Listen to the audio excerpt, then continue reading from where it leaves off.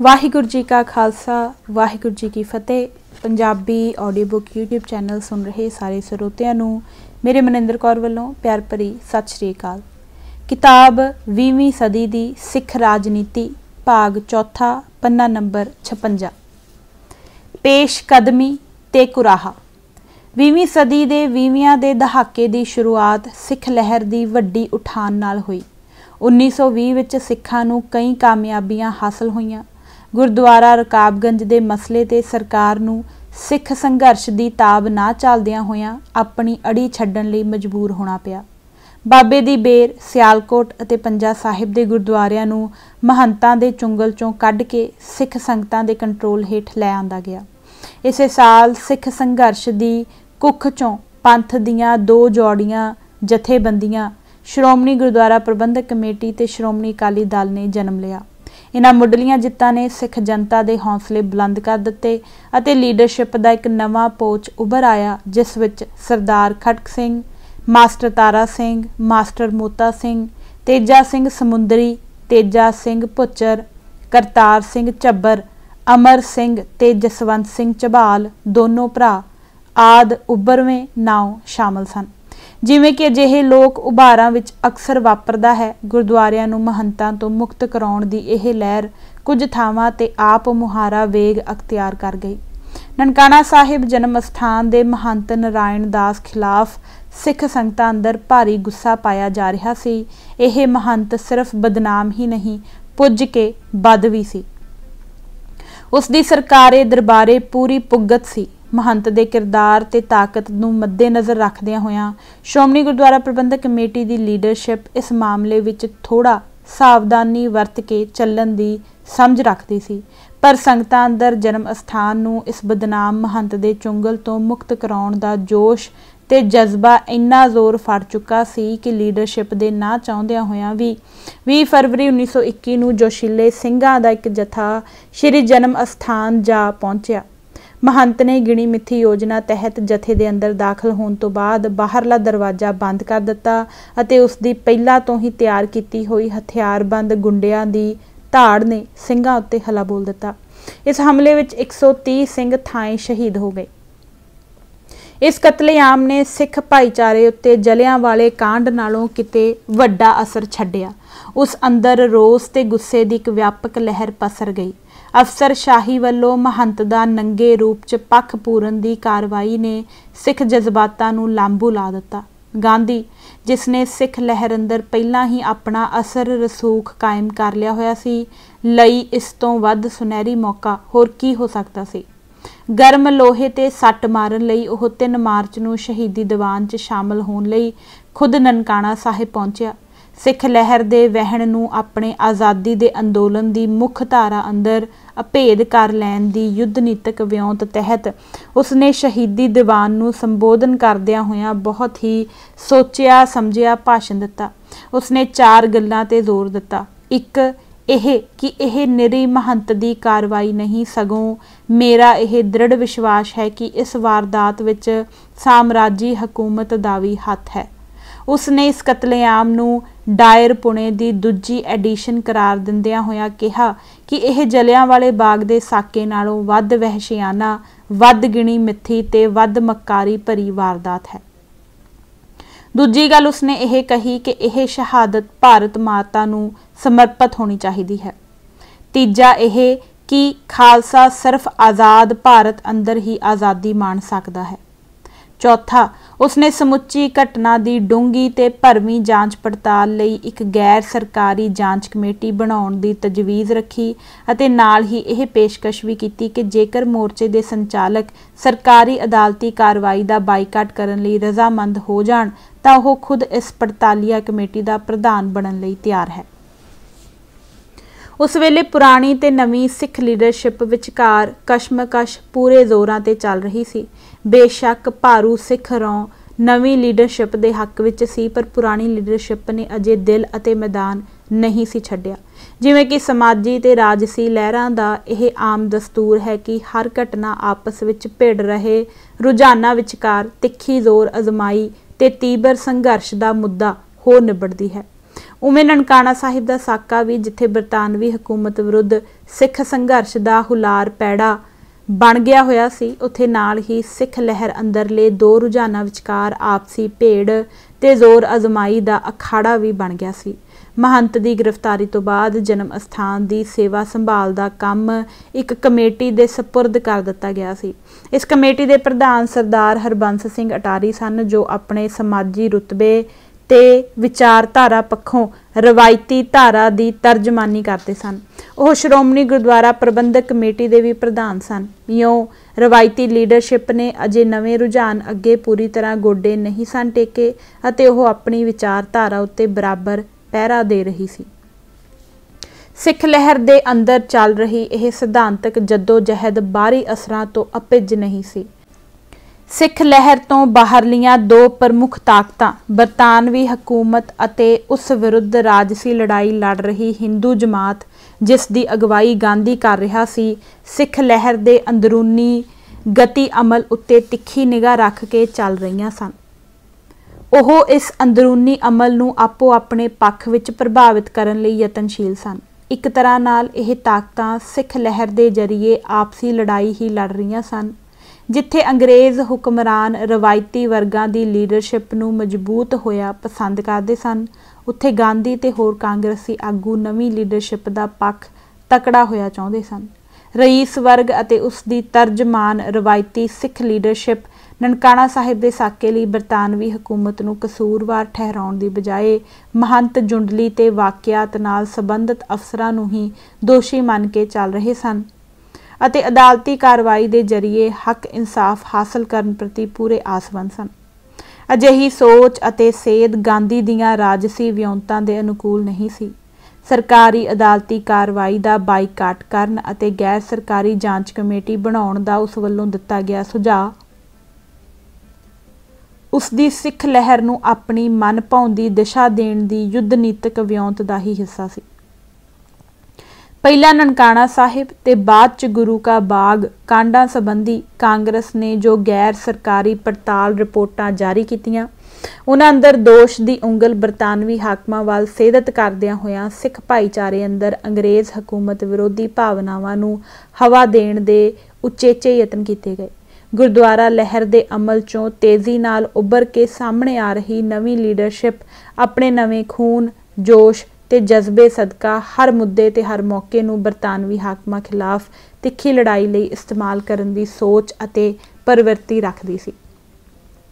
यह अमल बिना छोट हर जगह वापरदा है। जद भी किसी समाजी भाईचारे अंदर किसी भी कारण करके तिखा उबाल पैदा हुंदा है तो उस अंदरला सज्जरा खून हमेशा ही किनारियां तो बाहर छलकण दा रुझान रखता है। अजिहे मौकिਆਂ ते संबंधित भाईचारे अंदरला अंदोलनकारी तत्त हमेशा ही एक आम असूल वजों टिकाऊ दी जगह टकराओ दी अते समझौते दी जगह दो टुक लड़ाई दी तुस अख्तियार करता है। टकराओ ते लड़ाई उसकी रूहानी खुराक हुंदी है। साके तो बाद ननकाना साहिब विखे हुई शहीदी कानफ्रेंस अंदर नवें अते जोशीले अंदोलनकारियों वालों दिते गए भाषण इस सच्चाई की गूढ़ी पुष्टि करते हैं। इन्हां भाषणां अंदर दो गल्लां उत्ते खास बल दिता गया। एक यह कि ननकाना साहिब का साका कोई टुटवीं कहरी घटना नहीं, सगों बरतानवी हाकमां दी सिख कौम नूं रोलण उजाड़न की एक वड्डी योजना की कड़ी है। दूजा यह कि सिख कौम के बचाव लई सिखां नूं बरतानवी हाकमां विरुद्ध लड़ रहीआं होरनां ताकतां नाल फौरी एका करना चाहिदा है। ਉਹ ਗਾਂਧੀ ਨੂੰ ਬਰਤਾਨਵੀ ਹਾਕਮਾਂ ਵਿਰੁੱਧ ਲੜ ਰਹੀਆਂ ਹੋਰਨਾਂ ਤਾਕਤਾਂ ਦੇ ਦੂਤ ਵਜੋਂ ਦੇਖਦੇ ਸਨ ਅਤੇ ਉਸ ਦੀ ਸਟੇਜ ਉੱਤੇ ਹਾਜ਼ਰੀ ਉਹਨਾਂ ਨੂੰ ਤਰਵਾਸ ਅਤੇ ਹੁਲਾਰਾ ਦਿੰਦੀ ਸੀ। ਜਿੱਥੋਂ ਤੱਕ ਸਿੱਖ ਅੰਦੋਲਨਕਾਰੀਆਂ ਦੀ ਪਹਿਲੀ ਧਾਰਨਾ ਦਾ ਸੰਬੰਧ ਹੈ, ਉਸ ਵਿੱਚੋਂ ਸੱਚਾਈ ਅਤੇ ਝੂਠ ਦੇ ਅੰਸ਼ਾਂ ਦੀ ਫਰੋਲਾ ਫਰਾਲੀ ਕਰਨੀ ਇੱਕ ਫਜ਼ੂਲ ਅਭਿਆਸ ਹੈ। ਇਹ ਮਾਮਲਾ ਦ੍ਰਿਸ਼ਟੀਕੋਣ ਦਾ ਹੈ। ਹਮੇਸ਼ਾ ਹੀ ਲੜਾਈ ਵਿੱਚ ਉਲਝੇ ਲੋਕਾਂ ਨੂੰ ਚੀਜ਼ਾਂ ਤੇ ਘਟਨਾਵਾਂ ਉਹਨਾਂ ਲੋਕਾਂ ਨਾਲੋਂ ਜੋ ਲੜਾਈ ਤੋਂ ਬਾਹਰ ਹੁੰਦੇ ਹਨ ਵੱਖਰੀ ਤਰ੍ਹਾਂ ਦਿਖਾਈ ਦਿੰਦੀਆਂ ਹਨ। ਇਸ ਨਿਯਮ ਨੂੰ ਅਤੇ ਲੜਾਈ ਦੀ ਤਪਸ਼ ਨਾਲ ਮੱਗ ਰਹੇ ਲੋਕਾਂ ਦੀ ਮਨੋ ਅਵਸਥਾ ਨੂੰ ਨਜ਼ਰਅੰਦਾਜ਼ ਕਰਕੇ ਸਮਾਜੀ ਲਹਿਰਾਂ ਬਾਰੇ ਮਕੈਨਿਕੀ ਕਿਸਮ ਦੇ ਨਿਰਣੇ ਤਾਂ ਕੱਢੇ ਜਾ ਸਕਦੇ ਹਨ, ਪਰੰਤੂ ਉਹਨਾਂ ਦੀ ਆਤਮਾ ਦੇ ਕਰੀਬ ਨਹੀਂ ਪਹੁੰਚਿਆ ਜਾ ਸਕਦਾ।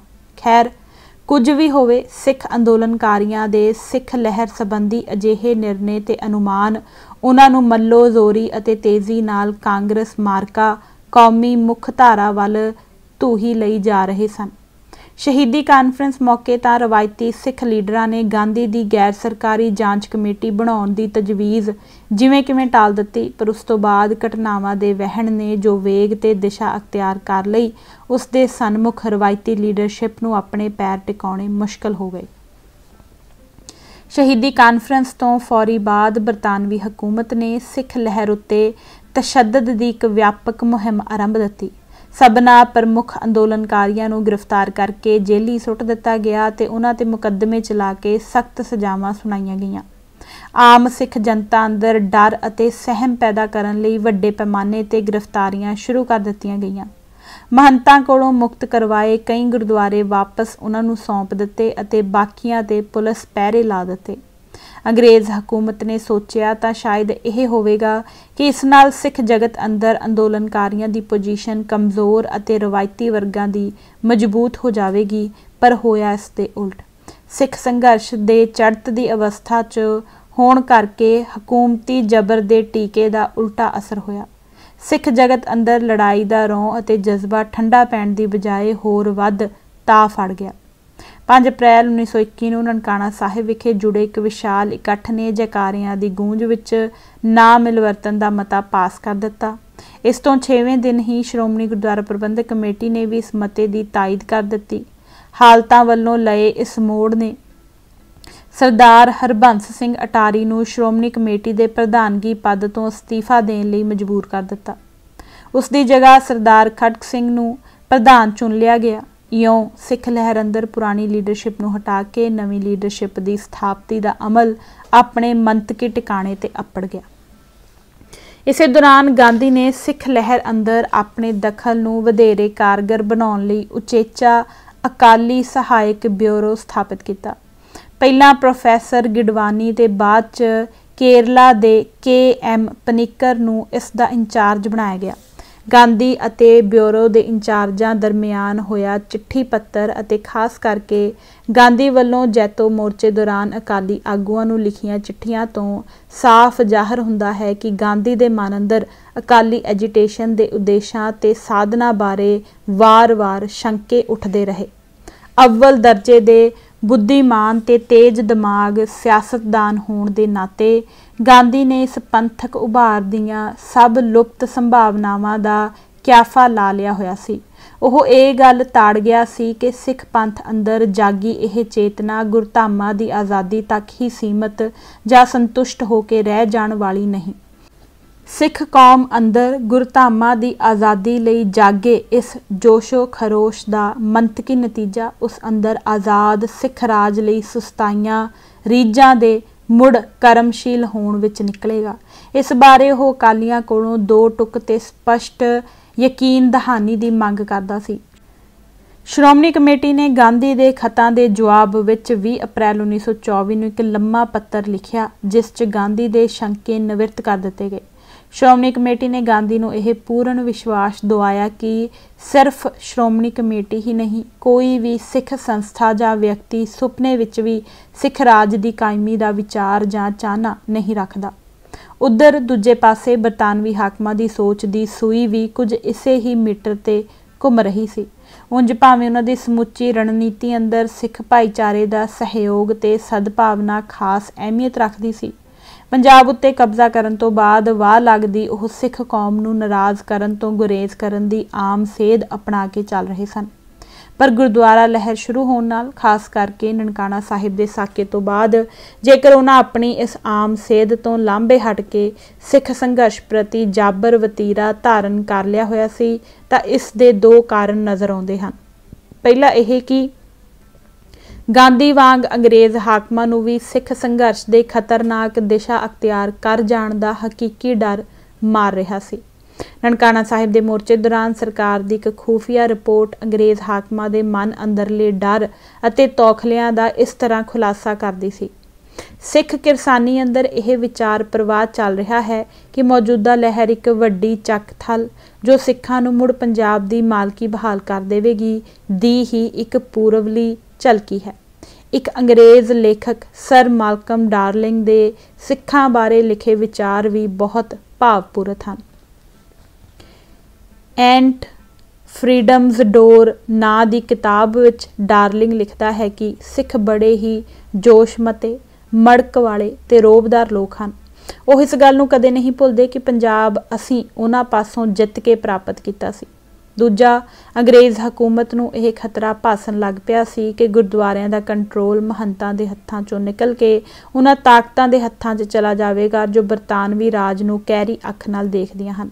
ਉਹਨਾਂ ਨੂੰ ਡਰ ਸੀ ਕਿ ਇਹ ਤਾਕਤਾਂ ਗੁਰਦੁਆਰਿਆਂ ਦੇ ਰੁਤਬੇ ਤੇ ਆਮਦਨ ਵਗੈਰਾ ਦਾ ਸਰਕਾਰ ਵਿਰੋਧੀ ਰਾਜਸੀ ਲਹਿਰ ਲਈ ਇਸਤੇਮਾਲ ਕਰਨਗੀਆਂ। ਨਵੀਂ ਸਿੱਖ ਲੀਡਰਸ਼ਿਪ ਵੱਲੋਂ ਅਖਤਿਆਰ ਕੀਤੀ ਸੇਧ ਅਤੇ ਉਹਨਾਂ ਦੀ ਕਾਂਗਰਸ ਨਾਲ ਵੱਧ ਰਹੀ ਨੇੜਤਾ 'ਚੋਂ ਸਰਕਾਰ ਨੂੰ ਆਪਣੇ ਖਦਸ਼ੇ ਸੱਚ ਹੁੰਦੇ ਪ੍ਰਤੀਤ ਹੋਣ ਲੱਗ ਪਏ ਸਨ। ਇਸ ਕਰਕੇ ਉਸਨੇ ਨਨਕਾਣਾ ਸਾਹਿਬ ਦੀ ਸ਼ਹੀਦੀ ਕਾਨਫਰੰਸ ਤੋਂ ਫੌਰਨ ਬਾਅਦ ਸਿੱਖ ਭਾਈਚਾਰੇ ਉੱਤੇ ਵੈਸ਼ੀ ਜ਼ਬਰ ਦੀਆਂ ਵਿਆਪਕ ਮੁਹਿੰਮ ਚਲਾ ਦਿੱਤੀ। ਜਿੱਥੋਂ ਤੱਕ ਮੁਸਲਿਮ ਭਾਈਚਾਰੇ ਦਾ ਸਬੰਧ ਸੀ, ਉਹ ਆਮ ਕਰਕੇ ਗੁਰਦੁਆਰਾ ਸਿੱਖ ਲਹਿਰ ਨੂੰ ਸ਼ੱਕ ਤੇ ਵਿਰੋਧ ਦੀ ਭਾਵਨਾ ਨਾਲ ਦੇਖਦਾ ਸੀ। ਸਰ ਫਜ਼ਲੀ ਹੁਸੈਨ ਨੇ ਇਸ ਦੀ ਵਜ੍ਹਾ ਦਰਸਾਉਂਦਿਆਂ ਹੋਇਆਂ ਲਿਖਿਆ ਕਿ ਭਾਵੇਂ ਸਿੱਖ ਧਾਰਮਿਕ ਤੌਰ ਤੇ ਆਪਣੀ ਸੁਤੰਤਰਤਾ ਦਾ ਐਲਾਨ ਕਰਦੇ ਹਨ, ਪਰ ਰਾਜਸੀ ਤੌਰ ਤੇ ਉਹ ਹਿੰਦੂ ਸਿਆਸਤਦਾਨਾਂ ਦੇ ਢਹੇ ਚੜ੍ਹੇ ਹੋਏ ਹਨ। ਹਿੰਦੂਆਂ ਦੀ ਹਮਾਇਤ ਹਾਸਲ ਕਰ ਲੈਣ ਅਤੇ ਬਰਤਾਨਵੀ ਸਰਕਾਰ ਉੱਤੇ ਆਪਣੀ ਤਾਕਤ ਦਾ ਰੋਹਬ ਪਾ ਲੈਣ ਤੋਂ ਬਾਅਦ ਉਹ ਆਪਣੀ ਪੋਜੀਸ਼ਨ ਨੂੰ ਪੱਕੇ ਪੈਰੀਂ ਕਰਨਾ ਅਤੇ ਮੁਸਲਮਾਨਾਂ ਨੂੰ ਆਪਣੇ ਹੱਕਾਂ ਤੇ ਦਾਅਵਾ ਜਤਲਾਉਣ ਤੋਂ ਰੋਕਣ ਦੀ ਦਿਸ਼ਾ 'ਚ ਅੱਗੇ ਵਧਣਾ ਚਾਹੁੰਦੇ ਹਨ। ਸਿੱਖਾਂ ਨੂੰ ਹਰਿਮੰਦਰ ਸਾਹਿਬ ਉੱਤੇ ਸਰਕਾਰੀ ਕੰਟਰੋਲ ਚਿਰਾਂ ਤੋਂ ਰੜਕ ਰਿਹਾ ਸੀ।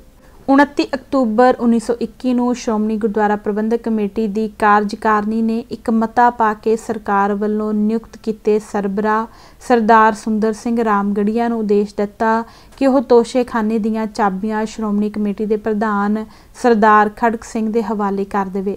ਸਰਦਾਰ ਸੁੰਦਰ ਸਿੰਘ ਰਾਮਗੜੀਆ ਨੇ ਫੌਰਨ ਡੀਸੀ ਨਾਲ ਸੰਪਰਕ ਕੀਤਾ ਅਤੇ ਡੀਸੀ ਨੇ ਚਾਬੀਆਂ ਆਪਣੇ ਇੱਕ ਸਹਾਇਕ ਦੇ ਸਪੁਰਦ ਕਰ ਦਿੱਤੀਆਂ। ਇਸ ਨਾਲ ਸਿੱਖ ਜਗਤ ਅੰਦਰ ਇੱਕਦਮ ਗੁੱਸਾ ਭੜਕ ਪਿਆ।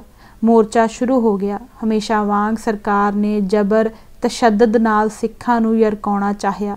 ਵੱਡੀ ਪੱਧਰ ਤੇ ਗ੍ਰਿਫਤਾਰੀਆਂ ਤੇ ਸਜ਼ਾਵਾਂ ਦਾ ਸਿਲਸਿਲਾ ਸ਼ੁਰੂ ਕਰ ਦਿੱਤਾ। ਸਰਦਾਰ ਖੜਕ ਸਿੰਘ ਨੂੰ ਵੀ ਜੇਲ੍ਹ 'ਚ ਡੱਕ ਦਿੱਤਾ ਗਿਆ, ਪਰ ਜਿੰਨਾ ਸਰਕਾਰੀ ਤਸ਼ੱਦਦ ਤਿੱਖਾ ਹੁੰਦਾ ਗਿਆ, ਉਨਾ ਹੀ ਸਿੱਖ ਜਗਤ ਅੰਦਰ ਰੋਹ ਤੇ ਗੁੱਸਾ ਵੱਧਦਾ ਗਿਆ। ਲਹਿਰ ਪੰਜਾਬ ਦੇ ਪਿੰਡ-ਪਿੰਡ ਤੱਕ ਫੈਲ ਗਈ। ਸਰਕਾਰ ਦੇ ਕਹੇ ਤੇ ਕੋਈ ਵੀ ਸਿੱਖ ਸਰਬਰਾਹ ਬਣਨ ਲਈ ਤਿਆਰ ਨਹੀਂ ਸੀ। ਮੋਰਚੇ ਦਾ ਸਿੱਖ ਫੌਜਾਂ ਤੱਕ ਅਸਰ ਫੈਲਣ ਲੱਗਾ ਅਤੇ ਸਰਕਾਰ ਨੂੰ ਝੁਕਣਾ ਪਿਆ। 17 ਜਨਵਰੀ 1922 ਨੂੰ ਬਿਨਾਂ ਸ਼ਰਤ ਰਿਹਾਈਆਂ ਦੇ ਹੁਕਮ ਹੋ ਗਏ ਅਤੇ 53 ਚਾਬੀਆਂ ਦਾ ਗੁੱਛਾ ਸਰਦਾਰ ਖੜਕ ਸਿੰਘ ਨੂੰ ਭਰੇ ਦੀਵਾਨ ਵਿੱਚ ਸੌਂਪ ਦਿੱਤਾ ਗਿਆ। ਇਸ ਤਰ੍ਹਾਂ ਸਿੱਖ ਜਗਤ ਦੀ ਦਰਬਾਰ ਸਾਹਿਬ ਉੱਤੇ ਪੰਥਕ ਕੰਟਰੋਲ ਦੀ ਚਿਰਾਂ ਦੀ ਮੰਗ ਤੇ ਸਦਰ ਪੂਰੀ ਹੋ ਗਈ। ਇਸ ਨਮੋਸ਼ੀ ਭਰੀ ਹਾਰ ਤੋਂ ਬਾਅਦ ਸਰਕਾਰ ਨੇ ਸਿੱਖ ਲਹਿਰ ਉੱਤੇ ਇੱਕ ਵਾਰ ਫਿਰ ਜ਼ਬਰ ਦਾ ਹਥਿਆਰ ਅਜ਼ਮਾ ਕੇ ਦੇਖਿਆ।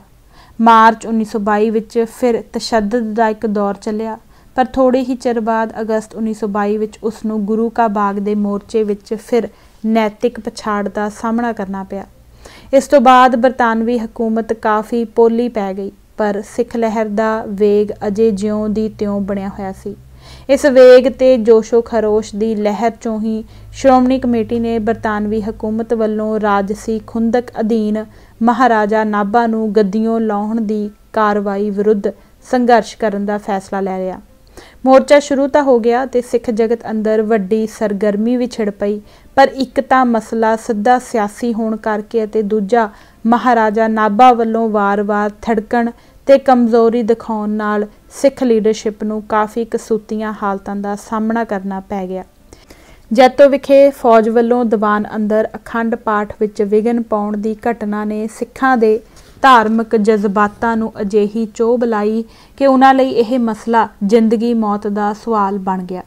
ਮੋਰਚੇ ਦੇ ਬੇਹੱਦ ਲਮਕ ਜਾਣ ਕਾਰਨ ਸਿੱਖ ਲੀਡਰਸ਼ਿਪ ਨੂੰ ਆਪਸੀ ਵਿਰੋਧਾਂ ਤੇ ਕਲੇਸ਼ਾਂ ਤੋਂ ਇਲਾਵਾ ਹੋਰ ਬਹੁਤ ਸਾਰੀਆਂ ਦੁਸ਼ਵਾਰ ਹਾਲਤਾਂ ਦਾ ਸਾਹਮਣਾ ਕਰਨਾ ਪੈ ਰਿਹਾ ਸੀ। ਉੱਧਰ ਸਰਕਾਰ ਦਾ ਵੀ ਦਮ ਟੁੱਟ ਚੁੱਕਾ ਸੀ ਅਤੇ ਉਸਨੇ ਅੰਦਰ ਖਾਤੇ ਸਿੱਖਾਂ ਨਾਲ ਸੁਲ੍ਹਾ ਸਫਾਈ ਦੇ ਯਤਨ ਆਰੰਭ ਦਿੱਤਾ। ਜਨਰਲ ਬਰਡਵੁੱਡ, ਜਿਸ ਦੀ ਸਿੱਖ ਹਲਕਿਆਂ ਅੰਦਰ ਚੰਗੀ ਸਾਖ ਸੀ, ਨੇ ਮਾਰਚ 1924 ਵਿੱਚ ਭਾਈ ਜੋਧ ਸਿੰਘ ਤੇ ਹੋਰਨਾਂ ਪਤਵੰਤੇ ਸਿੱਖਾਂ ਰਾਹੀਂ ਸਮਝੌਤੇ ਲਈ ਗੁਪਤ ਵਾਰਤਾਲਾਪ ਸ਼ੁਰੂ ਕਰ ਦਿੱਤਾ। ਕਾਂਗਰਸੀ ਆਗੂ ਇਸ ਵਾਰਤਾਲਾਪ ਤੇ ਢਿੱਡੋਂ ਖੁਸ਼ ਨਹੀਂ ਸਨ। ਵੈਸੇ ਉਹਨਾਂ ਨੂੰ ਸਿੱਖ ਲੀਡਰਸ਼ਿਪ ਦੀ ਮਹਾਰਾਜਾ ਨਾਭਾ ਦੇ ਮਸਲੇ ਪ੍ਰਤੀ ਆਪਣੀ ਸਮੁੱਚੀ ਪਹੁੰਚ ਤੇ ਹੀ ਵੱਡੇ ਇਤਰਾਜ਼ ਤੇ ਗਿਲੇ ਸਨ, ਜਿਨ੍ਹਾਂ ਕਰਕੇ KM ਪਨਿੱਕਰ ਨੇ ਅਕਾਲੀ ਸਹਾਇਕ ਬਿਊਰੋ ਦੇ ਮੁਖੀ ਦਾ ਅਹੁਦਾ ਤਿਆਗ ਦਿੱਤਾ ਅਤੇ ਇਸ ਨਾਲ ਹੀ ਇਹ ਬਿਊਰੋ ਠੱਪ ਹੋ ਗਿਆ। ਨਹਿਰੂ ਵੱਲੋਂ 29 ਅਪ੍ਰੈਲ 1924 ਨੂੰ ਡਾਕਟਰ ਕਿਚਲੂ ਦੇ ਨਾਂ ਲਿਖੇ ਗਏ ਪੱਤਰ 'ਚੋਂ ਉਸ ਦੀ ਸਿੱਖ ਲੀਡਰਸ਼ਿਪ ਪ੍ਰਤੀ ਔਖ ਤੇ ਨਾਰਾਜ਼ਗੀ ਸਾਫ਼ ਦੇਖੀ ਜਾ ਸਕਦੀ ਸੀ। ਇਸੇ ਦੌਰਾਨ ਬਰਡਵੁੱਡ ਦੀਆਂ ਸਮਝੌਤੇ ਦੀਆਂ ਕੋਸ਼ਿਸ਼ਾਂ ਨਾਕਾਮ ਹੋ ਗਈਆਂ। ਬਾਅਦ ਵਿੱਚ ਮਾਸਟਰ ਤਾਰਾ ਸਿੰਘ ਨੇ ਆਪਣੀ ਸਵੈ ਜੀਵਨੀ ਵਿੱਚ ਇਹ ਗੱਲ ਕਬੂਲੀ ਕਿ ਸਮਝੌਤੇ ਦੇ ਇਹ ਯਤਨ ਕੇਵਲ ਸਮਝ ਦੀ ਘਾਟ ਕਰਕੇ ਨੇਪਰੇ ਨਾ ਚੜ੍ਹ ਸਕੇ। ਖੈਰ, ਲੰਮੀ ਕਸ਼ਮਕਸ਼ ਤੋਂ ਬਾਅਦ ਗੁਰਦੁਆਰਿਆਂ ਦੀ ਆਜ਼ਾਦੀ ਲਈ ਸਿੱਖ ਕੌਮ ਦੇ ਸਿਰੜੀ ਸੰਘਰਸ਼ ਨੂੰ ਅੰਤ ਸ਼ਾਨਦਾਰ ਫਤਿਹ ਨਸੀਬ ਹੋ ਗਈ। 2 ਜੁਲਾਈ 1925 ਨੂੰ ਗੁਰਦੁਆਰਾ ਸੁਧਾਰ ਸੰਬੰਧੀ ਉਹ ਕਾਨੂੰਨ ਪਾਸ ਹੋ ਗਿਆ, ਜਿਸ ਨੇ ਸਿੱਖ ਪੰਥ ਦੀ ਨੁਮਾਇੰਦਾ ਜਥੇਬੰਦੀ ਸ਼੍ਰੋਮਣੀ ਗੁਰਦੁਆਰਾ ਪ੍ਰਬੰਧਕ ਕਮੇਟੀ ਨੂੰ ਸਾਰੇ ਇਤਿਹਾਸਕ ਗੁਰਧਾਮਾਂ ਦੀ ਸੇਵਾ ਸੰਭਾਲ ਦਾ ਕਾਨੂੰਨੀ ਅਧਿਕਾਰ ਬਖਸ਼ ਦਿੱਤਾ। ਨਵੀਂ ਮਾਰਗ ਸੇਧ, ਗਾਂਧੀ ਬਾਗੋ ਬਾਗ। ਸਿੱਖਾਂ ਦੇ ਬਲਸ਼ਾਲੀ ਸੰਘਰਸ਼ ਸਦਕਾ ਜਦ ਜਨਵਰੀ 1922 ਵਿੱਚ ਦਰਬਾਰ ਸਾਹਿਬ ਦੀਆਂ ਚਾਬੀਆਂ ਦਾ ਮੋਰਚਾ ਫਤਿਹ ਕਰ ਲਿਆ ਗਿਆ ਤਾਂ ਗਾਂਧੀ ਨੇ ਸ਼੍ਰੋਮਣੀ ਗੁਰਦੁਆਰਾ ਪ੍ਰਬੰਧਕ ਕਮੇਟੀ ਦੇ ਤਤਕਾਲੀ ਪ੍ਰਧਾਨ ਸਰਦਾਰ ਖੜਕ ਸਿੰਘ ਨੂੰ ਫੌਰਨ ਵਧਾਈ ਦੀ ਤਾਰ ਭੇਜੀ, ਜਿਸ ਵਿੱਚ ਉਸਨੇ ਸਿੱਖਾਂ ਦੀ ਇਸ ਜਿੱਤ ਨੂੰ ਭਾਰਤ ਦੀ ਆਜ਼ਾਦੀ ਦੀ ਲੜਾਈ ਦੀ ਪਹਿਲੀ ਜਿੱਤ ਕਹਿ ਕੇ ਵਡਿਆਇਆ। ਗਾਂਧੀ ਦਾ ਇਹ ਸੰਦੇਸ਼ ਨਿਰਾ ਸ਼ਿਸ਼ਟਾਚਾਰ ਦਾ ਮਾਮਲਾ ਨਹੀਂ ਸੀ, ਇਹ ਬਹੁਤ ਹੀ ਭਾਵਪੂਰਤ ਸੀ। ਇਹ ਉਸ ਵੱਲੋਂ ਸਿੱਖ ਲਹਿਰ ਨੂੰ ਫਾਹੁਣ ਲਈ ਸੁੱਟਿਆ ਇੱਕ ਜਾਲ ਸੀ, ਜਿਸ ਨੇ ਸਿੱਖ ਲਹਿਰ ਉੱਤੇ ਬਹੁਤ ਹੀ ਦੂਰ ਰਸ ਪ੍ਰਭਾਵ ਛੱਡਿਆ। ਮੂਲ ਰੂਪ ਵਿੱਚ ਗੁਰਦੁਆਰਾ ਸੁਧਾਰ ਲਹਿਰ ਦੀ ਸ਼ੁਰੂਆਤ ਸਿੱਖ ਧਰਮ ਦੀ ਦੇਹੀ ਅੰਦਰ ਦਾਖਲ ਹੋ ਚੁੱਕੇ ਬ੍ਰਾਹਮਣਵਾਦੀ ਮਾਦੇ ਨੂੰ ਕੱਢ ਕੇ ਬਾਹਰ ਸੁੱਟ ਦੇਣ ਦੇ ਉਦੇਸ਼ ਨਾਲ ਹੋਈ ਸੀ। ਭਾਵੇਂ ਬਰਤਾਨਵੀ ਹਕੂਮਤ ਵੱਲੋਂ ਮਹੰਤ ਲਾਣੇ ਦੇ ਪੱਖ ਵਿੱਚ ਖੜੋ ਜਾਣ ਅਤੇ ਆਪਣੇ ਰਾਜਸੀ ਅਨੁਮਾਨਾਂ ਤੇ ਗਿਣਤੀਆਂ ਮਿਣਤੀਆਂ 'ਚੋਂ ਸਿੱਖ ਲਹਿਰ ਪ੍ਰਤੀ ਜਾਬਰਾਨਾ ਰਵੱਈਆ ਧਾਰਨ ਕਰ ਲੈਣ ਸਦਕਾ ਇਸ ਲਹਿਰ ਦੀ ਧਾਰ ਬਸਤੀਵਾਦੀ ਹਾਕਮਾਂ ਵਿਰੁੱਧ ਵੀ ਸੇਧਤ ਹੋ ਗਈ ਸੀ, ਪਰ ਫਿਰ ਵੀ ਇਸ ਲਹਿਰ ਦਾ ਗਤੀ ਅਮਲ ਭਾਰਤ ਦੀ ਆਜ਼ਾਦੀ ਦੇ ਅੰਦੋਲਨ ਨਾਲੋਂ ਅਹਿਮ ਰੂਪ 'ਚ ਅਲੱਗ ਅਤੇ ਵੱਖਰਾ ਸੀ। ਗੁਰਦੁਆਰਿਆਂ ਨੂੰ ਹਿੰਦੂਵਾਦੀ ਪ੍ਰਭਾਵਾਂ ਤੋਂ ਮੁਕਤ ਕਰਾਉਣ ਦੀ ਲੜਾਈ ਨੂੰ ਭਾਰਤ ਦੇ ਆਜ਼ਾਦੀ ਅੰਦੋਲਨ ਦੀ ਹੀ ਇੱਕ ਕੜੀ ਵਜੋਂ ਪੇਸ਼ ਕਰਨਾ, ਇਸ ਦੇ ਮੂਲ ਖਾਸੇ ਨੂੰ ਨਕਾਰਨਾ ਸੀ। ਜਦ ਨਵੀਂ ਸਿੱਖ ਲੀਡਰਸ਼ਿਪ ਨੇ ਆਪਣੀ ਬੇਸਮਝੀ ਜਾਂ ਅਗਿਆਨਤਾ ਦੀ ਵਜ੍ਹਾ ਕਰਕੇ ਗਾਂਧੀ ਦੀ ਇਹ ਫਾਰਮੂਲੇਸ਼ਨ ਪ੍ਰਵਾਨ ਕਰ ਲਈ ਤਾਂ ਉਹ ਵਿਚਾਰਧਾਰਕ ਤੌਰ ਤੇ ਨਿਹੱਥੀ ਹੋ ਕੇ ਰਹਿ ਗਈ। ਇਸ ਨਾਲ ਉਸ ਦੀ ਸਿੱਖ ਕੌਮ ਦੇ ਹਿੱਤਾਂ ਨੂੰ ਸਿਰਮੌਰ ਰੱਖ ਕੇ ਸੋਚਣ ਤੇ ਅਮਲ ਕਰਨ ਦੀ ਸਮਰੱਥਾ ਜਾਂਦੀ ਰਹੀ ਅਤੇ ਉਹ ਰਾਜਸੀ ਤੌਰ ਤੇ ਕਾਂਗਰਸੀ ਹਿੰਦੂ ਆਗੂਆਂ ਦੀ ਪਿਛਲਗ ਹੋ ਤੁਰੀ। ਮਸਲਾ ਸਾਈਮਨ ਕਮਿਸ਼ਨ ਦਾ ਹੋਵੇ ਜਾਂ ਕ੍ਰਿਪਸ ਤਜਵੀਜ਼ਾਂ ਦਾ, ਅਕਾਲੀ ਆਗੂਆਂ ਨੇ ਆਜ਼ਾਦਾਨਾ ਤੌਰ ਤੇ ਸੋਚਣ ਤੇ ਫੈਸਲੇ ਲੈਣ ਦੀ ਬਜਾਏ ਕਾਂਗਰਸੀ ਆਗੂਆਂ ਦੀ ਪੈੜ ਵਿੱਚ ਪੈੜ ਰੱਖਣ ਦਾ ਸਵੈ ਵਿਨਾਸ਼ਕਾਰੀ ਰਾਹ ਅਖਤਿਆਰ ਕਰ ਲਿਆ। ਜੇਕਰ ਕਾਂਗਰਸ ਨੇ ਆਪਣੀਆਂ ਰਾਜਸੀ ਗਿਣਤੀਆਂ ਮਿਣਤੀਆਂ ਤਹਿਤ 1930 ਵਿੱਚ ਕੌਂਸਲ ਚੋਣਾਂ ਦੇ ਬਾਈਕਾਟ ਦਾ ਫੈਸਲਾ ਲੈ ਲਿਆ ਤਾਂ ਸਿੱਖ ਲੀਗ ਨੇ ਝੱਟ ਅਤੇ ਬਿਨਾਂ ਸੋਚੇ ਵਿਚਾਰੇ ਇਸ ਤੇ ਫੁੱਲ ਚੜਾਉਣ ਦਾ ਐਲਾਨ ਕਰ ਦਿੱਤਾ। ਸੈਂਟਰਲ ਸਿੱਖ ਲੀਗ ਦੇ ਸਕੱਤਰ ਤੇ ਸਰਕਰਦਾ ਸਿੱਖ ਲੀਡਰ ਸਰਦੂਲ ਸਿੰਘ ਕਵਿਸ਼ਰ ਨੇ ਪੰਜਾਬ ਅਸੈਂਬਲੀ ਦੀਆਂ ਚੋਣਾਂ 'ਚੋਂ ਆਪਣੇ ਉਮੀਦਵਾਰੀ ਦੇ ਕਾਗਜ਼ ਵਾਪਸ ਲੈ ਲਏ। ਕਾਂਗਰਸ ਨੇ ਵਿਦੇਸ਼ੀ ਵਸਤੂਆਂ ਦੇ ਬਾਈਕਾਟ ਦਾ ਸੱਦਾ ਦਿੱਤਾ ਤਾਂ ਮਾਸਟਰ ਤਾਰਾ ਸਿੰਘ, ਜੋ ਉਸ ਵੇਲੇ ਸ਼੍ਰੋਮਣੀ ਕਮੇਟੀ ਦੇ ਸਕੱਤਰ ਸਨ, ਨੇ ਅਕਾਲ ਤਖਤ ਵੱਲੋਂ ਝੱਟ ਇਹ ਫੈਸਲਾ ਕਰ ਮਾਰਿਆ ਕਿ ਗੁਰੂ ਗ੍ਰੰਥ ਸਾਹਿਬ ਦੇ ਰੁਮਾਲੇ ਦੇਸੀ ਖੱਦਰ ਦੇ ਹੋਣਗੇ ਅਤੇ ਗੁਰਦੁਆਰਿਆਂ ਅੰਦਰ ਵਿਦੇਸੀ ਖੰਡ ਦਾ ਬਣਿਆ ਕੜਾਹ ਪ੍ਰਸ਼ਾਦ ਪ੍ਰਵਾਨ ਨਹੀਂ ਕੀਤਾ ਜਾਵੇਗਾ। ਬਾਬਾ ਖੜਕ ਸਿੰਘ ਨੇ ਹੋਰਨਾਂ 26 ਸਿੱਖਾਂ ਨਾਲ ਰਲ ਕੇ ਆਜ਼ਾਦੀ ਦੀ ਕੌਮੀ ਲਹਿਰ ਅੰਦਰ ਸ਼ਾਮਲ ਹੋਣ ਲਈ 10,000 ਸਿੱਖ ਵਲੰਟੀਅਰਾਂ ਨੂੰ ਤਿਆਰ-ਬਰ-ਤਿਆਰ ਹੋਣ ਦਾ ਸੱਦਾ ਦੇ ਦਿੱਤਾ।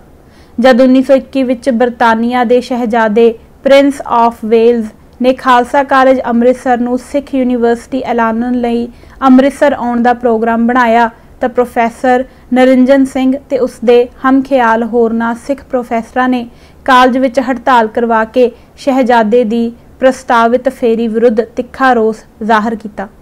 ਸ਼੍ਰੋਮਣੀ ਗੁਰਦੁਆਰਾ ਪ੍ਰਬੰਧਕ ਕਮੇਟੀ ਨੇ ਇੱਕ ਮਤੇ ਰਾਹੀਂ ਸ਼ਹਿਜ਼ਾਦੇ ਦੀ ਭਾਰਤ ਫੇਰੀ ਮੌਕੇ ਹੜਤਾਲ ਕਰਨ ਅਤੇ ਸਿੱਖ ਫੌਜੀਆਂ ਤੇ ਪੈਨਸ਼ਨੀਆਂ ਨੂੰ ਸ਼ਹਿਜ਼ਾਦੇ ਦੇ ਮਾਣ ਵਿੱਚ ਹੋਣ ਵਾਲੇ ਸਮਾਗਮਾਂ ਤੋਂ ਲਾਂਭੇ ਰਹਿਣ ਦਾ ਸੱਦਾ ਦਿੱਤਾ। ਇਸ ਵਿਰੋਧ ਸਦਕਾ ਸ਼ਹਿਜ਼ਾਦੇ ਨੂੰ ਆਪਣੀ ਅੰਮ੍ਰਿਤਸਰ ਫੇਰੀ ਮਨਸੂਖ ਕਰਨੀ ਪੈ ਗਈ।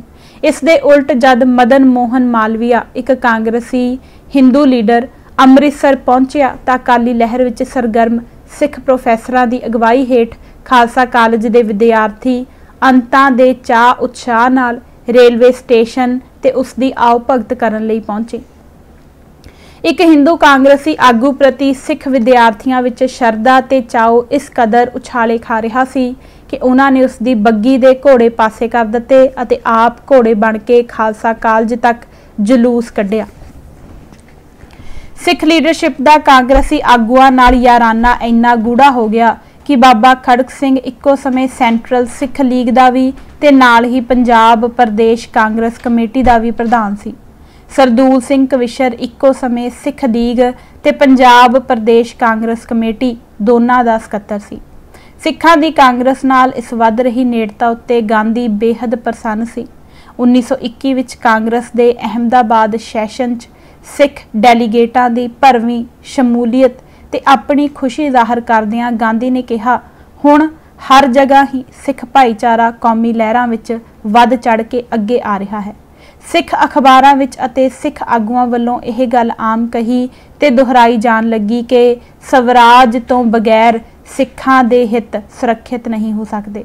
ਪਰ ਕਿਸੇ ਵੀ ਸਿੱਖ ਵਿਦਵਾਨ ਜਾਂ ਆਗੂ ਨੇ ਕਿਸੇ ਵੀ ਜਗ੍ਹਾ ਇਹ ਗੱਲ ਸਪਸ਼ਟ ਨਹੀਂ ਕੀਤੀ ਕਿ ਸਵਰਾਜ ਨਾਲ ਉਹਨਾਂ ਦੇ ਹਿੱਤ ਕਿਵੇਂ ਪੂਰੇ ਹੋ ਜਾਣਗੇ ਜਾਂ ਸੁਰੱਖਿਅਤ ਹੋ ਜਾਣਗੇ। ਹਿੰਦੂਆਂ ਦੇ ਮਾਮਲੇ 'ਚ ਗੱਲ ਬੜੀ ਸਾਫ਼ ਤੇ ਸਪਸ਼ਟ ਸੀ। ਉਹਨਾਂ ਲਈ ਸਵਰਾਜ ਦਾ ਅਰਥ ਬਰਤਾਨਵੀ ਹਾਕਮਾਂ ਦੀ ਗੁਲਾਮੀ ਤੋਂ ਛੁਟਕਾਰਾ ਸੀ। ਸਵਰਾਜ ਨੇ ਉਹਨਾਂ ਨੂੰ ਰਾਜ ਭਾਗ ਦੇ ਮਾਲਕ ਬਣਾਉਣਾ ਸੀ। ਇਸ ਸੰਦਰਭ 'ਚ ਦੇਖਿਆ ਕਾਂਗਰਸੀ ਆਗੂਆਂ ਦਾ ਨਿਸ਼ਾਨਾ ਸਾਫ਼ ਸੀ ਕਿ ਭਾਰਤ ਲਈ ਆਜ਼ਾਦੀ ਤੇ ਉਹਨਾਂ ਲਈ ਰਾਜਸੀ ਤਾਕਤ। ਪਰ ਇੱਕ ਘੱਟ ਗਿਣਤੀ ਵਰਗ ਹੋਣ ਦੇ ਨਾਤੇ ਸਿੱਖਾਂ ਨੂੰ ਸਵਰਾਜ ਨਾਲ ਸਿੱਧਮ ਸਿੱਧੀ ਆਜ਼ਾਦੀ ਅਤੇ ਰਾਜਸੀ ਸੱਤਾ ਨਹੀਂ ਸੀ ਮਿਲ ਜਾਣੀ। ਖਾਸ ਕਰਕੇ ਹਿੰਦੂ ਆਗੂਆਂ ਦੀ ਸਿੱਖ ਧਰਮ ਤੇ ਭਾਈਚਾਰੇ ਬਾਰੇ ਸਮੁੱਚੀ ਸਮਝ ਤੇ ਵਤੀਰੇ 'ਚੋਂ ਕੋਈ ਅਗਿਆਨੀ ਵੀ ਸੌਖ ਨਾਲ ਇਹ ਅਨੁਮਾਨ ਲਾ ਸਕਦਾ ਸੀ ਕਿ ਹਿੰਦੂ ਬਹੁ ਗਿਣਤੀ ਦੇ ਰਾਜ ਹੇਠ ਸਿੱਖਾਂ ਦੇ ਹਿੱਤ ਕਿੰਨੇ ਕੁ ਸੁਰੱਖਿਅਤ ਰਹਿ ਸਕਣਗੇ। ਸੁਲਝੀ ਤੇ ਸਿਆਣੀ ਲੀਡਰਸ਼ਿਪ ਜਦ ਕਿਸੇ ਹੋਰ ਰਾਜਸੀ ਧਿਰ ਨਾਲ ਸਹਿਯੋਗ ਅਤੇ ਗੱਠਜੋੜ ਸਥਾਪਿਤ ਕਰਦੀ ਹੈ ਤਾਂ ਉਹ ਇਸ ਗੱਠਜੋੜ ਰਾਹੀਂ ਆਪਣੇ ਹਿੱਤਾਂ ਦੀ ਪੂਰਤੀ ਤੇ ਸੁਰੱਖਿਅਤ ਨੂੰ ਯਕੀਨੀ ਬਣਾਉਣ ਲਈ ਮੁਕੰਮਲ ਸੋਚ ਵਿਚਾਰ ਕਰਕੇ ਤੁਰਦੀ ਹੈ। ਇਸ ਮਾਮਲੇ 'ਚ ਕੁੱਲ ਤੋਂ ਅਹਿਮ ਗੱਲ ਭਾਈਵਾਲ ਧਿਰ ਦੇ ਬੁਨਿਆਦੀ ਖਾਸੇ ਨੂੰ ਸਮਝਣਾ ਅਤੇ ਇਸ ਦੀ ਰੌਸ਼ਨੀ ਵਿੱਚ ਉਸ ਨਾਲ ਆਪਣੇ ਰਿਸ਼ਤੇ ਦੀ ਵਿਆਕਰਣ ਨਿਰਧਾਰਿਤ ਕਰਨਾ ਹੁੰਦਾ ਹੈ। ਜੇਕਰ ਅਜਿਹਾ ਨਹੀਂ ਕੀਤਾ ਜਾਂਦਾ ਤਾਂ ਆਪਣੇ ਹਿੱਤਾਂ ਨੂੰ ਸੁਰੱਖਿਅਤ ਰੱਖਣ ਦੀ ਨੇਕ ਇੱਛਾਵਾਂ ਮਹਿਜ਼ ਇੱਛਾਵਾਂ ਹੀ ਰਹਿ ਜਾਂਦੀਆਂ ਹਨ। ਲੱਖ ਢੂੰਡਣ ਤੇ ਵੀ ਅਜਿਹਾ ਕੋਈ ਪ੍ਰਮਾਣ ਨਹੀਂ ਮਿਲਦਾ ਜਿਸ 'ਚੋਂ ਸਿੱਖ ਲੀਡਰਸ਼ਿਪ ਵੱਲੋਂ ਕਾਂਗਰਸੀ ਆਗੂਆਂ ਨਾਲ ਸਾਂਝ ਤੇ ਨੇੜਤਾ ਬਣਾਉਣ ਲੱਗਿਆਂ ਅਜਿਹੀ ਸਾਵਧਾਨੀ ਵਰਤਣ ਦੀ ਝਲਕ ਮਿਲਦੀ ਹੋਵੇ। ਕੌਮ ਦੀ ਹੋਣੀ ਨੂੰ ਪ੍ਰਭਾਵਿਤ ਕਰਨ ਵਾਲੇ ਅਜਿਹੇ ਅਤੀ ਅਹਿਮ ਮਾਮਲਿਆਂ ਵਿੱਚ ਇਸ ਤਰ੍ਹਾਂ ਦੀ ਮਾਸੂਮੀਅਤ ਦੀ ਇਤਿਹਾਸ ਅੰਦਰ ਸ਼ਾਇਦ ਹੀ ਕੋਈ ਹੋਰ ਮਿਸਾਲ ਮਿਲਦੀ ਹੋਵੇ। ਨਹਿਰੂ ਰਿਪੋਰਟ ਤੇ ਸਿੱਖ ਲੀਡਰਸ਼ਿਪ। ਪ੍ਰਸ਼ਾਸਨੀ ਸੁਧਾਰਾਂ ਉੱਤੇ ਹਰ 10 ਸਾਲਾਂ ਬਾਅਦ ਨਜ਼ਰਸਾਨੀ ਕਰਨ ਦੀ ਵਿਵਸਥਾ ਅਧੀਨ ਬਰਤਾਨਵੀ ਸਰਕਾਰ ਨੇ ਨਵੰਬਰ 1927 ਵਿੱਚ ਜੌਨ ਏ ਸਾਈਮਨ ਦੀ ਅਗਵਾਈ ਹੇਠ ਇੱਕ ਕਮਿਸ਼ਨ ਸਥਾਪਿਤ ਕੀਤਾ ਜਿਸ ਨੇ ਭਾਰਤ ਦਾ ਦੌਰਾ ਕਰਕੇ ਆਪਣੀ ਰਿਪੋਰਟ ਸਰਕਾਰ ਨੂੰ ਦੇਣੀ ਸੀ। ਉਦੋਂ ਤੱਕ ਕਾਂਗਰਸ ਪਾਰਟੀ ਬਰਤਾਨਵੀ ਹਾਕਮਾਂ ਨਾਲ ਸੱਤਾ ਵਿੱਚ ਭਾਈਵਾਲ ਬਣਨ ਦੀ ਥਾਂ ਖੁਦ ਹੁਕਮਰਾਨ ਤਾਕਤ ਬਣਨ ਦੀਆਂ ਇੱਛਾਵਾਂ ਪਾਲਣ ਲੱਗ ਪਈ ਸੀ। ਇਸ ਕਰਕੇ ਉਸਨੇ ਆਪਣੀ ਪਹਿਲੀ ਡੋਮੀਨੀਅਨ ਸਟੇਟਸ ਵਾਲੀ ਮੰਗ ਨੂੰ ਛੱਡ ਕੇ ਪੂਰਨ ਸਵਰਾਜ ਦੀ ਮੰਗ ਵੱਲ ਵਧਣਾ ਸ਼ੁਰੂ ਕਰ ਦਿੱਤਾ ਸੀ। ਅਮਲੀ ਤੌਰ ਤੇ ਕਾਂਗਰਸ ਪਾਰਟੀ ਨੇ ਆਪਣੇ ਆਪ ਨੂੰ ਨਵੇਂ ਰੋਲ ਵਿੱਚ ਢਾਲਣਾ ਸ਼ੁਰੂ ਕਰ ਦਿੱਤਾ ਸੀ। ਜਿਉਂ-ਜਿਉਂ ਉਹ ਰਾਜਸੀ ਸੱਤਾ ਹਥਿਆਉਣ ਦੇ ਟੀਚੇ ਦੇ ਨੇੜੇ ਪਹੁੰਚ ਰਹੀ ਸੀ ਤਿਉਂ-ਤਿਉਂ ਉਸ ਦੀਆਂ ਸਮੁੱਚੀ ਤਾਕਤ ਉੱਤੇ ਯਮ ਜਫਾ ਮਾਰਨ ਦੀਆਂ ਅਜ਼ਾਰੇਦਾਰਾਨਾ ਪ੍ਰਵਿਰਤੀਆਂ ਵੱਧ ਖੁੱਲ੍ਹ ਕੇ ਪ੍ਰਗਟ ਹੋ ਰਹੀਆਂ ਸਨ।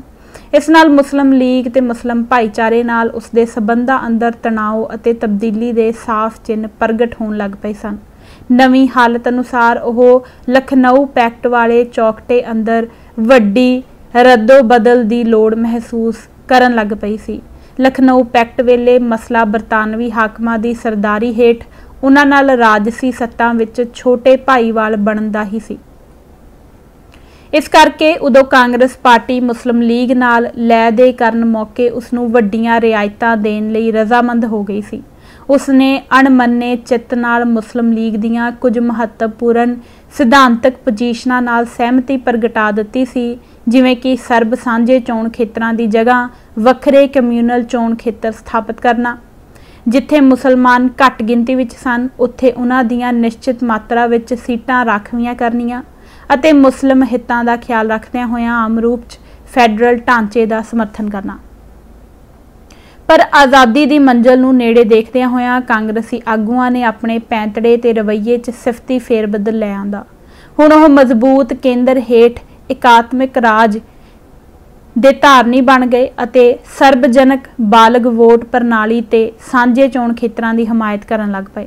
हुण ओह भारत लई संविधान तैयार करन दा काम बरतानवी हाकमां ते छड्डण दी थां अपने हत्थ लैण दीआं इच्छावां पालन लग पए सन। इसे लई ही कांग्रेस दे मद्रास सैशन 1927 च यह फैसला किया गया कि कांग्रेस पार्टी साइमन कमीशन नाल सहयोग करन दी बजाय संविधान की तैयारी का जुम्मा खुद उट्टेगी। भावें सिखां दे कुछ हिस्से साइमन कमीशन अगे सिखां दा पक्ष रखण दी वकालत करते सन अते उस कोलों उचित रियायतां हासिल करन प्रति आशावादी सन, पर भारू सिख लीडरशिप ने कांग्रेस की रीसे साइमन कमीशन के बाईकाट का फैसला ले लिया। कांग्रेस पार्टी ने अपने मद्रास सैशन के फैसले की रोशनी च दिल्ली विखे सर्ब पार्टी कानफ्रेंस दीआं 3 बैठकां जनवरी 1925, मार्च 1927 ते फरवरी 1928 कीतियां, जिस विच मुस्लिम लीग समेत हर वनगी की सिख लीडरशिप शामिल हुई। मुस्लिम लीग ने इन्हां बैठकां दौरान अपनियां मंगां ते पोजीशनां नूं धड़ल्ले नाल पैरवाई कीती, पर कांग्रेसी आगूआं ने मुस्लिम लीग की वखरे चोण खेतरां दी अते मुस्लिम घट गिणती वाले राज्यां च उन्हां नूं उचेचियां रियायतां देण दी मंग मन्नण तों कोरी ना कर दित्ती। मुस्लिम लीडरशिप क्योंकि उद्देशां बारे स्पष्ट अते अपने हक्कां ते हितां प्रति पूरी सुचेत सी, इसलिए उसने कांग्रेसी आगूआं दे मंशियां नूं बुझण ते उन्हां दे मन दी मैल नूं ताड़न च रती देर ना लाई। उन्हां अपने आप नूं फौरी इस कांग्रेसी अडंबर नालों अलग कर लिया अते अपना आज़ादाना वहन अख्तियार कर लिया। इस दी तुलना विच इस मामले च सिख लीडरशिप का रोल देखा जाए तो उसकी राजसी जहालत उत्ते रोण आ जाता है। सेंट्रल सिख लीग की समुची चोटी लीडरशिप सर्ब पार्टी बैठक फरवरी 1928 च शामिल हुई। इसका एक नुमाइंदा सरदार मंगल सिंह उस कमेटी च भी शामिल कर लिया गया जिसने मोती लाल नेहरू की अगवाई हेठ अंतिम रिपोर्ट तैयार करनी सी। इस कमेटी ने जो रिपोर्ट तैयार की जिसनूं नेहरू रिपोर्ट के नाम नाल जानिया जान लगा, उस विच सिखां नूं पूरी तरह नज़र अंदाज कर दिता गया। उन्हां नूं पंजाब जां केंद्र अंदर किसी जगह भी रिजर्वेशन जां वेटेज के हकदार ना समझा गया। असल विच कांग्रेसी आगू सिखां नूं तीजी धिर मन्नण लई उक्का ही राजी नहीं सन। इस रिपोर्ट ने सिख लीडरशिप नूं अग तां बहुत लाई, पर उस विचों धुएं तो बिना होर कख भी ना निकलिया। सरदार मंगल सिंह समेत सारे सिख आगूआं ने इस ते तिखी नाराज़गी प्रगटाई। सरदार खड़क सिंह ने तां इस नूं फाड़ के रद्दी दी टोकरी च वगा मारन दी गल भी कीती। अपने सुभाਅ मुताबक अकाली आगूआं ने रिपोर्ट विरुद्ध काफ़ी तत्ते बचन भी बोले। रिपोर्ट ते विचार करन लई दसंबर 1928 विच कलकत्ता विखे जुड़ी सर्ब पार्टी कानफ्रेंस विच हिस्सा लैण लई मास्टर तारा सिंह की अगवाई 30 सिख डेलीगेटां दा वड्डा दल पहुंचिया, परंतु सिख आगूआं वल्लों पूरी वाह लाउण दे बावजूद कांग्रेसी आगू भोरा भर भी लचक दिखाउण लई तैयार ना होए। कमेटी अंदर सरदार मंगल सिंह वल्लों सुझाईआं तरमीमां नूं उन्हां हकारत नाल ठुकरा दिता। चाहिदा तां इह सी कि इन्नी वधीकी ते बेइज्जती तो बाद सिख लीडरशिप भी मुस्लिम आगूआं वांग अपना वखरा वहन अख्तियार कर लैंदी, पर नहीं। सिख लीडरशिप पल्ले ना सिद्धांतक स्पष्टता सी ते ना ही राजसी इरादा। इस करके उसने ना सिर्फ कांग्रेस नाल अपनी राजसी अधीनगी ज्यों दी त्यों बनाई रखी, सगों सरदार मंगल सिंह होरां ने सारी वधीकी ते निरादरी नूं संग हेठों लगाउंदियां होइयां नेहरू रिपोर्ट उत्ते अपनी सहमति दे दस्तखत कर दित्ते। सिख हितां नूं हिंदू आगूआं दे कदमां ते इस कदर ढेरी कर सुट्टण वाले इस कौम विचों कर्म पिछे दलील यह सुझाई गई कि देश दे वडेरे हितां नूं ध्यान च रखदियां होइयां अजिहा करना जरूरी हो गया सी।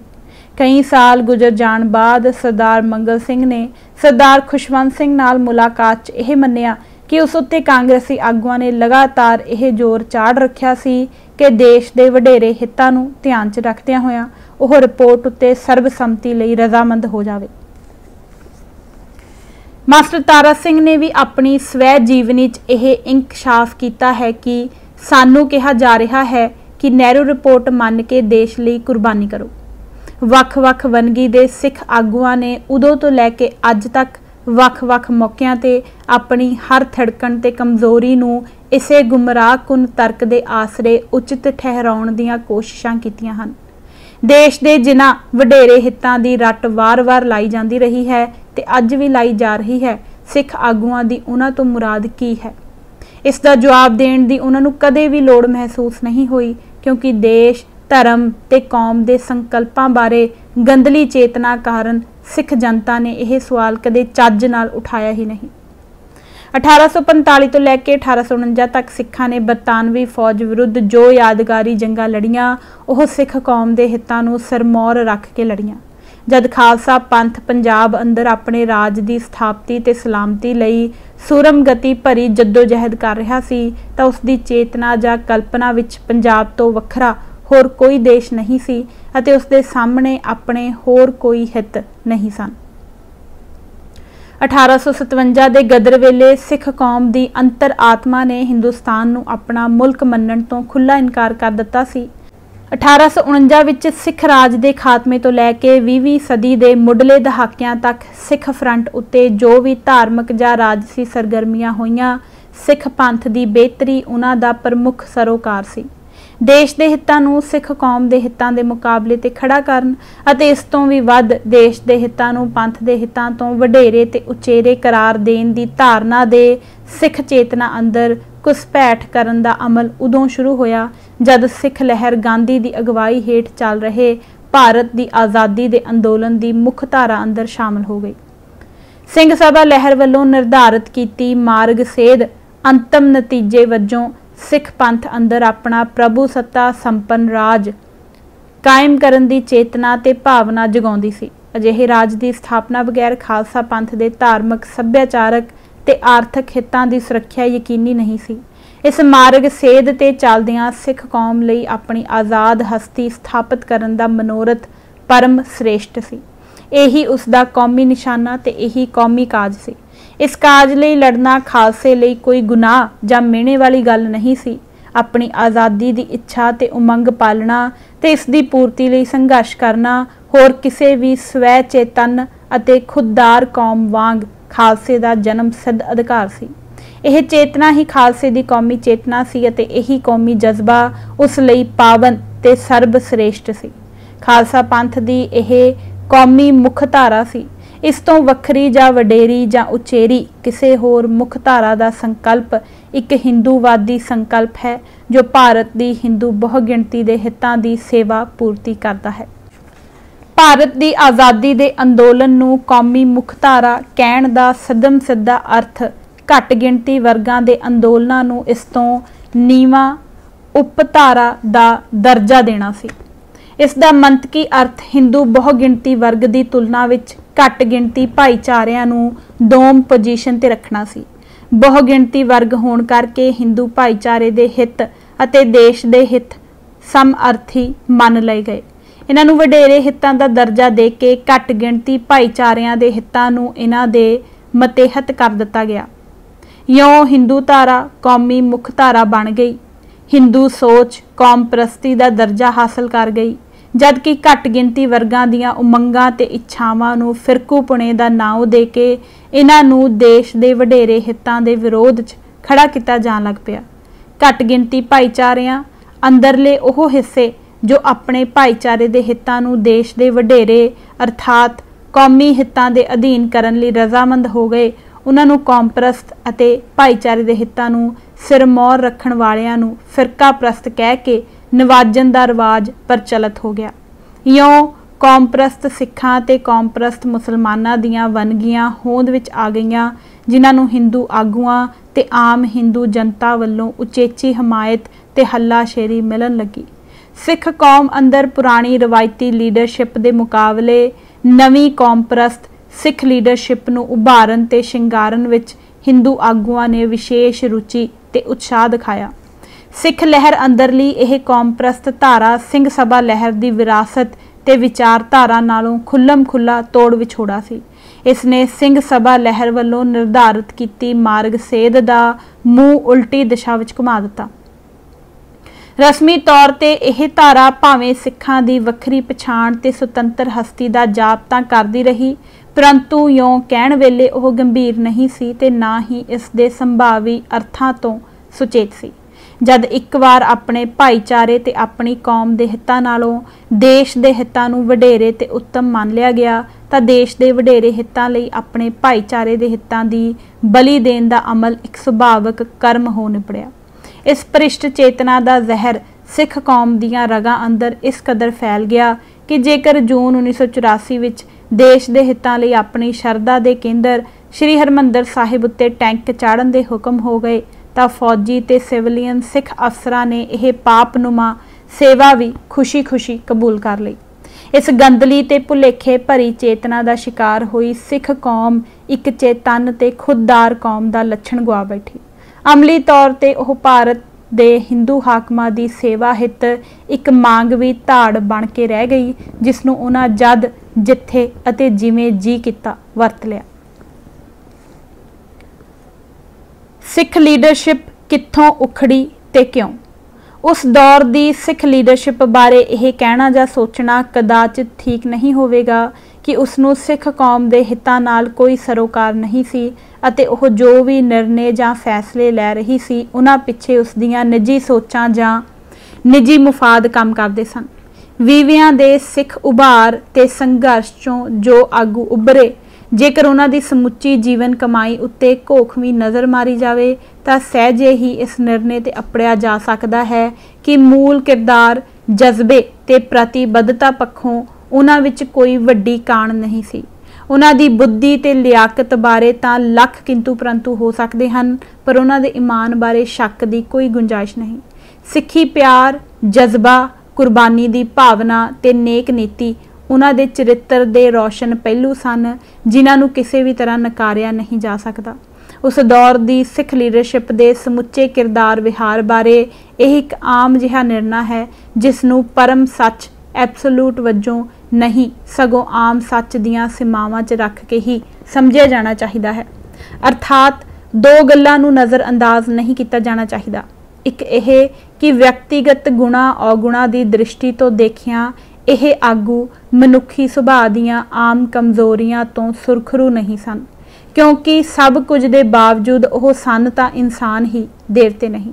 वह जां उन्हां चों कई व्यक्तिगत सोचनी, निजी वकार, हौमे, अहुदियां दी लालसा, निजी लागडाट, ईरखा ते वैर भाव वर्गियां मनुखी कमजोरियां दा उवें ही शिकार सन जिवें कि आम इंसान हुंदा है।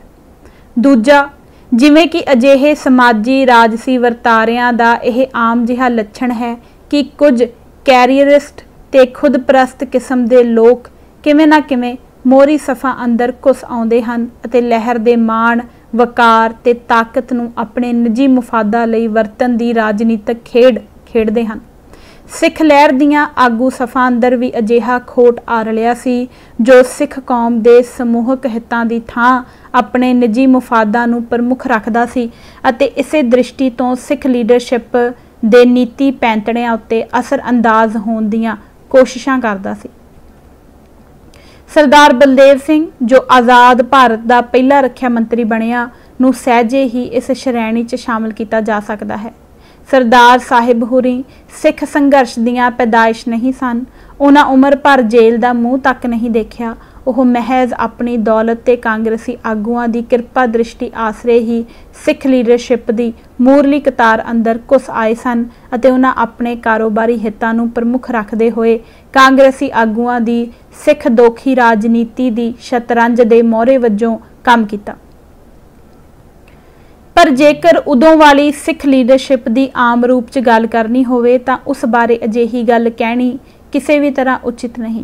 उस मौके सिख लीडरशिप के वड्डे हिस्से राजसी तौर ते कांग्रेसी आगुआं दे पिछलग जरूर बन तुरे अते उन्हां कोलों नीति पैंतड़े घड़न दे मामले च होईयां बज्जर गलतियां नाल पंथ नूं बेथा नुकसान भी झलना पिया, पर यह उन्हां सिੱਖੀ प्यार जां नेक नीयती दी घाट करके नहीं कीता।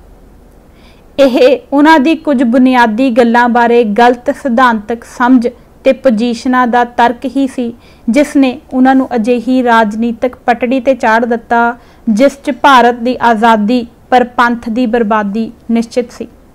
ਇਸ ਕਰਕੇ ਕੁੱਲ ਤੋਂ ਬੁਨਿਆਦੀ ਤੇ ਅਹਿਮ ਸਵਾਲ ਇਹ ਹੈ ਕਿ ਸਿੱਖ ਲੀਡਰਸ਼ਿਪ ਨੇ ਸਿਧਾਂਤਕ ਟਪਲਾ ਕਿੱਥੇ ਖਾਧਾ ਤੇ ਕਿਉਂ।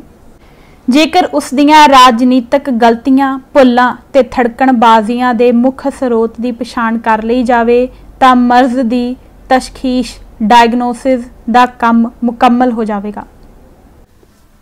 सो अज असी यह किताब पन्ना नंबर 70 तक ही पढ़ांगे। इजाजत दिओ। वाहिगुरू जी का खालसा, वाहिगुरू जी की फतेह।